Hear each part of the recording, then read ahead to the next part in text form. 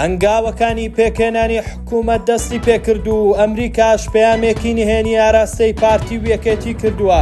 پشکی هەرێم لە بودجێ عێراق زیاد دەبێت و ستاندەری ژووردەکاری ئاشکرا دەکات.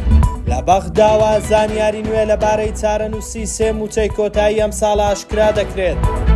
دوای پەسەندکردنی ئەنجامەکانی هەڵبژاردننی پەرلەمانی کوردستان لەلایەن کۆمیسیۆنی باڵای سەربەخۆی هەڵبژاردنەکانی عێراق لە ئەمڕۆوە گفتوگۆکانی پێکهێنانی حکوومەتی هەرێمی کوردستان لە نێوان پارتی و یەکێتی دەستی پێکردووە. با گوێرەی پێشبینیەکان گفتوگۆکان ماوەیەکی زۆر دەخایەنێت بەهۆی ناکۆکی نێوان هەردوو لایەنی حیزبی دەسەڵاتدار. بەپێی زانیاری سەرچاوەیەکی ستاندەر ئەمریکا دوایین پەیامی خۆی ئاراستەی هەردوو لایەنی پارتی و یەکێتی کردووە.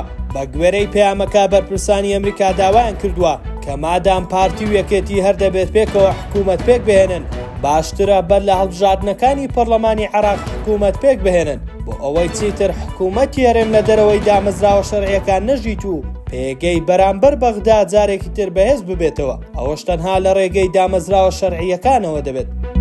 بەپێی ئەنجامەکانی سەرژمێری دانیشتوانی هەرێمی کوردستان 14.1% هەموو عێراق پێک دەهێنن لە کاتێکدا لە بودجەی 3 ساڵەی عێراق پشکی هەرێمی کوردستان بە 12.7% هەژمار کراوە. باو پێش بێت پێویست دەکات بەشە بودجەی هەرێمی کوردستان لە بودجەی گشتی عێراق بۆ 14% بەرز بکرێتەوە. بەڵام جێبەجێکردنی ئەنجامەکان بەپێی زانیاریەکان دەکەوێتە ساڵی 2026 و ساڵی داهاتوش پشکی هەرێمی کوردستان وە خۆی دەمێنێتەوە.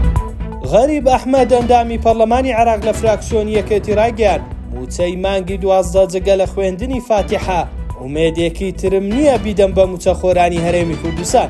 وتیشی ماوەی 55 ڕۆژ تێپەڕیوە بەسەر دابەشکردنی موچەی مانگینە و هێشتا هیچ وادەیەک بۆ دابەشکردنی موچەی مانگیدا دیاری نەکراوە. ناوبراو ئاماژەی بەوەش کرد حکوومەتی هەرێمیش بە داهاتی چەند مانگی ڕابردوو ئامادە نییە موچەی فەرمانبەرانی هەرێم دابەش بکات لە کاتێکدا هەموو ڕۆژێک 300,000 بەرمیل نەوت دەفرۆشێت و داهاتی ناوەخۆشی هەیە.